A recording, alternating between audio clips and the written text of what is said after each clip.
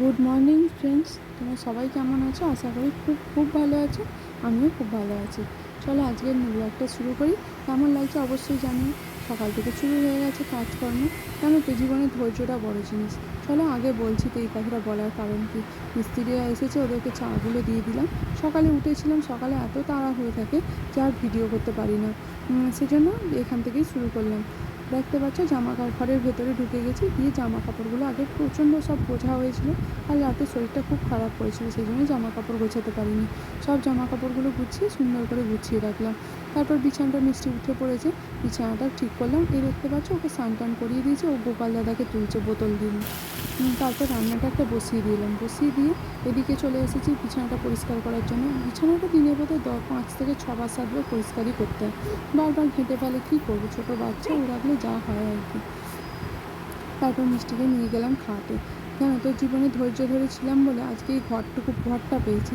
আস্তে আস্তে সব কিছু কমপ্লিট হয়ে যাবে। রান্নাঘরটা দেখে খুব খারাপ লাগে তোমাদের দেখি, কিন্তু তাও আমার কোনো খারাপ লাগে না। আমি জানি ওটা থেকে আমার আরও বড় হয়ে যাবে, সব ঠিক হবে, সব কিছু কমপ্লিট হবে। তরকারিটা বসিয়ে দিলাম। ডাঁটা এনেছিল মিষ্টির বাবা, খুব ডাঁটা খেতে ইচ্ছা করছিলো, সেই জন্য বলেছিলাম আনতে তরকারিটা করলাম। দিয়ে আলু বেগুন ডাঁটা দিয়ে তরকারিটা খেতে না দারুণ লাগে।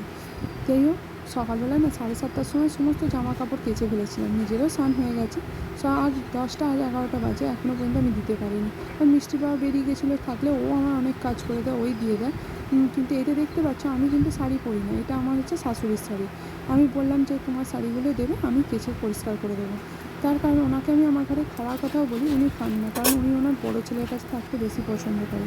তাই ওনার কাছে ওদের কাছেই থাকে। যেহেতু ওনাদের মানে সিস্টেম বলার বাইরে, আমি কী বলবো, কিছু বলার নেই। যখন ঘরদোর আলাদা হয়তো ঘর তৈরি হতে শুরু করেছে, মানে যেখানে কিছুই ছিল না, তখন বলা হয়েছিল যে যতক্ষণ না ঘর কমপ্লিট হয় ততক্ষণ পুরোনো বাড়ির সমস্ত জিনিস ব্যবহার করা যায়, মানে বাথরুম, পায়খানা, রান্নাঘর সমস্ত কিছু। কিন্তু এখন আবার নিয়ম ওনারাই চেঞ্জ করে দিয়েছেন। যেহেতু ওনার মেয়ে আলাদা হয়ে গেছে, সিস্টেম আলাদা হয়ে গেছে, তার সমস্ত ব্যবস্থা আছে। আমার রান্নাঘর হোক না হোক তাতে ওনার কী এসে যায়।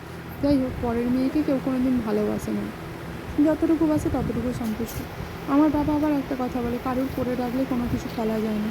সেজন্য করতে আমার বাবা যা বলে আমি সেরকমভাবেই চলি। আমার বাবা সবসময় বলে যে ওনার করে দিবি, কী হবে, বয়স্ক মানুষ যা বলছে। যাই হোক, তোর ভালো হবে। যাই হোক, আমার এরমভাবেই চলছে। আমার মোটামুটি আমি যেরম আছি ভালো আছি। এর থেকেও তো মানুষ খারাপ থাকে, তাহলে তো আমি তো বলতে হয় আমি তো অনেক ভালো আছি। আমি এইটা চিন্তা করে থাকি যে একদিন সব ঠিক হয়ে যাবে। ভগবান তো আছে না, ও সব ঠিক করে দেবে। যাই হোক, দেখতে পাচ্ছি মিষ্টি একাই খেলে, মিষ্টিকে নেওয়ার মতো সেরকমভাবে কেউ নেই। ওর বাবা নয়, আমি নিই। আর কেউ তো তোমার ভিডিওতে দেখোনি কোনো দিন নিতে। ওর মাসি দাদু ওকে খুব ভালোবাসে। আর ওর আমার ছোটদার মেয়ে প্রিয়াকে ও খুব ভালোবাসে, আর প্রিয়াও ওকে খুব ভালোবাসে। মানে ছোটোবেলা থেকে আমার ছোটো বৌদির কাছে আমি সমস্ত টিপস পেয়েছি যে আমার বাচ্চাটাকে আমি কীভাবে মানুষ করবো, কীভাবে কী করবো। আমার ছোটো বৌদি সবসময় হেল্প করেছে, কেননা কোনো দিনও তার মিথ্যে কথা আমি বলবো না, আমার ছোটো বৌদি অনেক হেল্প করেছে যতটুকু তার সম্ভব।